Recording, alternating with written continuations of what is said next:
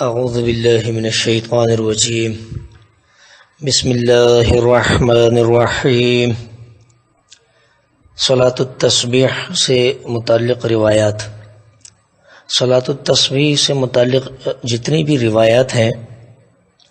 ان میں سے کوئی ایک سند بھی ضعف سے خالی نہیں۔ اس صلاۃ سے متعلق سب سے مضبوط سمجھی جانے والی سند ابن عباس رضی اللہ تعالی عنہما کی ہے، جس کو ابو داؤد نے نقل کیا ہے، جس کے متعلق ابو داؤد کہتے ہیں کہ صلاۃ التسبیح سے متعلق یہ سب سے صحیح روایت ہے، اور فرماتے ہیں اصح حدیث فی صلاۃ التسبیح۔ ابن عباس رضی اللہ عنہما سے جو روایت منسوب ہے، آئیے ذرا اس کا جائزہ لیتے ہیں۔ سند مع متن اس کو ملاحظہ کیجئے۔ اس کا پہلا طرق فرمایا حدثنا عبد الرحمن ابن بشر ابن الحکم النسابوری حدثنا موسیٰ بن عبد العزیز حدثنا الحکم بن ابان عن اکرمہ عن ابن عباس رضی اللہ عنہما ان رسول اللہ صلی اللہ علیہ وسلم قال لعباس بن عبد المطلب، فرمایا کہ یہ کہ رسول اللہ صلی اللہ علیہ وسلم نے ابن عباس بن عبد المطلب سے کہا، یا عباس ہو، اے عباس، یا عمہ ہو، اے چچا جان، الا اوتوئی کا، کیا میں آپ کو عطا نہ کروں، الا امنحو کا، کیا میں آپ کو نفع نہ پہنچاؤں، الا احبو کا، کیا میں آپ کو پسند نہ کروں، الا افعل بک 10 خصال، کہ میں آپ کو 10 باتیں بتاتا ہوں، 10 چیزیں بتاتا ہوں، اذا انت فعلت ذلك غفر اللہ لک ذنبک، اگر آپ اس کے اوپر عمل کریں گے، جب آپ اس کے اوپر عمل کریں گے تو اللہ رب العزت آپ کے گناہ معاف کر دے گا۔ کون سے گناہ؟ اولہ و آخرہ، پہلے گناہ اور آخری گناہ، قدیمہ و حدیثہ، پرانے اور نئے، خطواہ و عمدہ، جان بوجھ کر دانستہ یا غیر دانستہ کیے گئے گناہ، صغیرہ و کبیرہ، چھوٹے گناہ اور بڑے گناہ، سرہ و اعلانیہ، چھپے کیے گئے گناہ اور واضح اعلانیہ کیے گئے گناہ، 10 خصال، یہ 10 باتیں ہیں۔ فرمایا کہ ان تصلی 4 رکعت، کہ جب آپ 4 رکعت صلاۃ ادا کریں، تقرأ فی کل رکعت فاتحۃ الکتاب وسورہ، تو آپ اس کے اندر فاتحۃ الکتاب یعنی سورۃ الفاتحہ پڑھیں اور اس کے بعد کوئی سورت ملائیں۔ فَإِذَا قَرَأْتَ مِنَ الْقِرَاءَةِ فِي أَوَّلِ رَكَعَةٍ، جب آپ اس کو پڑھ کر فارغ ہو جائیں تو وَأَنْتَ قَائِمًا، اور آپ کھڑے ہی کھڑے، قُلْتَ، پھر کہیے، سبحان اللہ والحمد للہ ولا الہ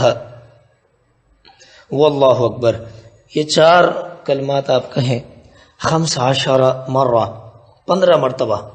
ثم ترکعوا، پھر رکوع کیجئے،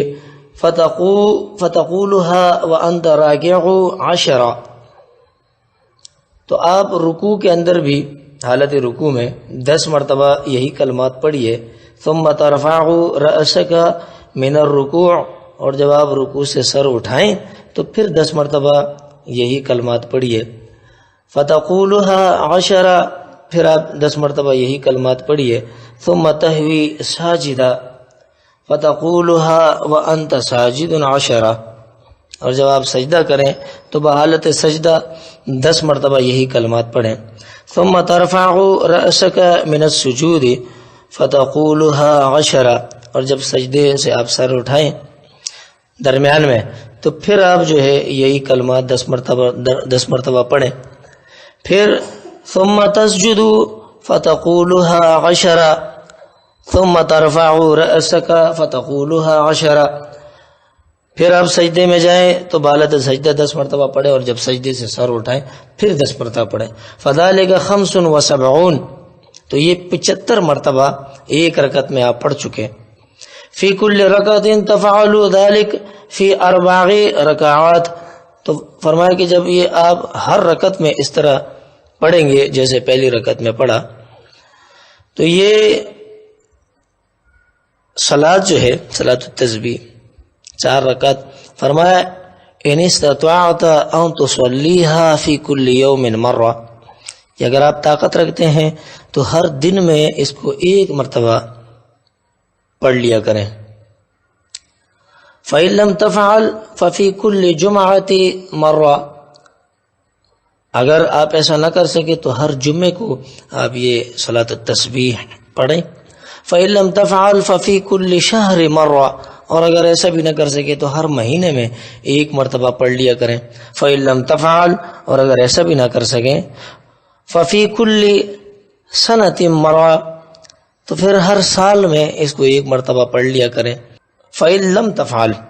اگر آپ ایسا نہ کر سکے تو پھر ففي عمرك مرہ، تو پھر اپنی زندگی میں اسے ایک مرتبہ آپ پڑھ لیں۔ تو یہ وہ روایت ہے جس کو ابو داود لے کر آئے ہیں، ابن عباس رضی اللہ تعالیٰ عنہ سے انہوں نے منسوب کیا ہے، کتاب التفریح کے اندر جو یہ موجود ہے۔ تو اس میں آپ دیکھیے کہ عبداللہ بن عباس رضی اللہ عنہما کہتے ہیں، ان سے یہ روایت پوری جو منسوب ہے، اس روایت کے جو مرکزی راوی ہیں موسیٰ بن عبد العزیز، جن سے متعلق محدثین کی آراء اور اپنی رائے ذہبی جو ہے وہ نقل کرتے ہیں اور کہتے ہیں وَلَمْ يَذْكُرُهُ أَحَدٌ فِي كُتُبُ الضُّعَفَاءِ أَبَدًا وَلَكِنْ مَا هُوَ بِالْحُجَّةِ، اگرچہ اس کا ذکر کسی نے کتاب الضعفاء میں نہیں کیا لیکن یہ راوی حجت نہیں ہے، یعنی اس کی روایت کو دلیل نہیں بنایا جا سکتا۔ اور اسی طرح ابن معین اور نسائی کے مطابق اس میں کوئی برائی حرج نہیں، اور ابن حبان اس کے متعلق کہتے ہیں کہ ربما اخطا، وقال ابو الفضل السلیمانی منکر الحدیث،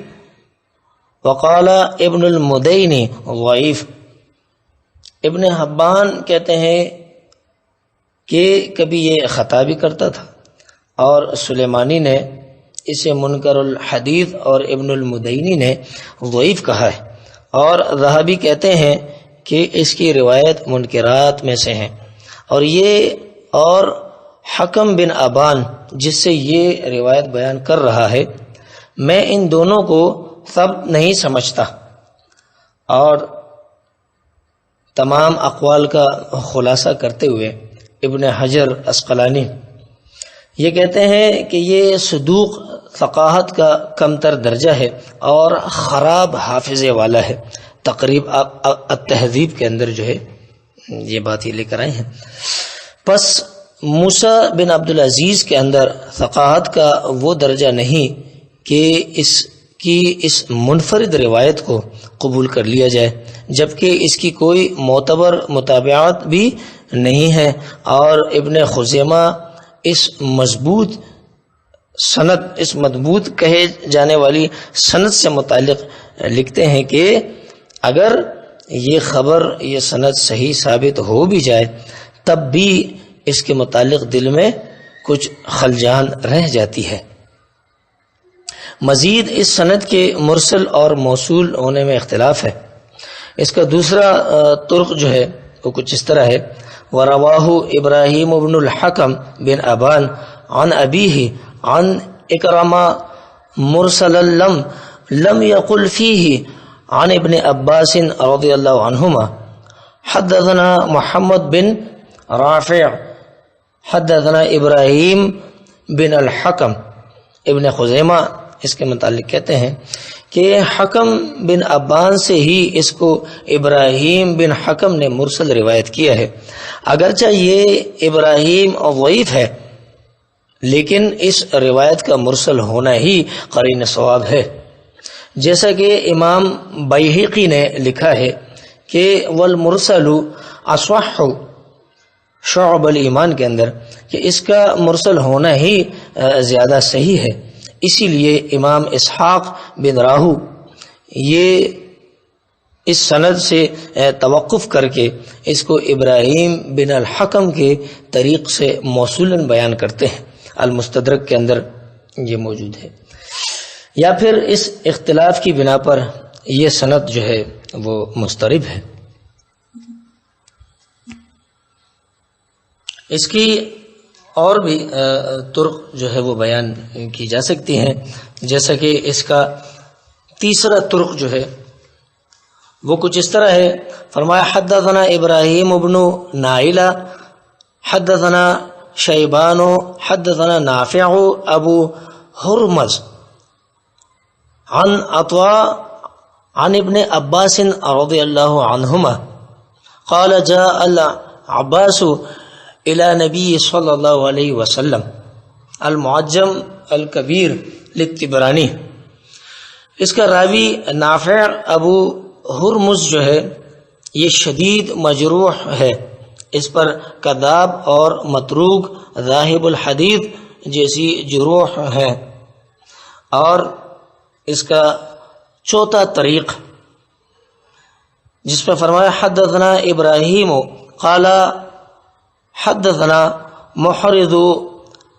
بن عون قال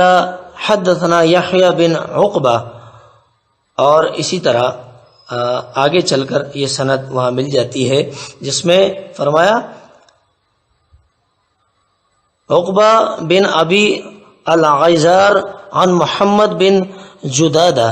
عن ابی الجوزہ قال قال لابن عباس رضی اللہ عنہما. المعجم الاوسط للطبرانی کے اندر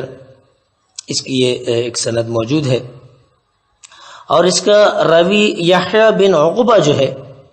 عقبہ بن ابی الغیزار منکر الحدیث ہے. میزان الاعتدال کے اندر صفحہ نمبر 397 کے اوپر یہ معاملہ موجود ہے ان کا کہ ان کی روایت کی جو ہے وہ کیا حیثیت ہے. تو یہ اس حدیث کے 4 طرق تھے، اور مزید اس کے طرق بیان کیے جائیں گے انشاءاللہ اگلی پوسٹ کے اندر. تو مالک کائنات سے دعا ہے کہ مالک کائنات ہمیں حق پڑھنے، سننے، سمجھنے اور اس کے اوپر عمل پیرا ہونے کی توفیق عطا فرمائے.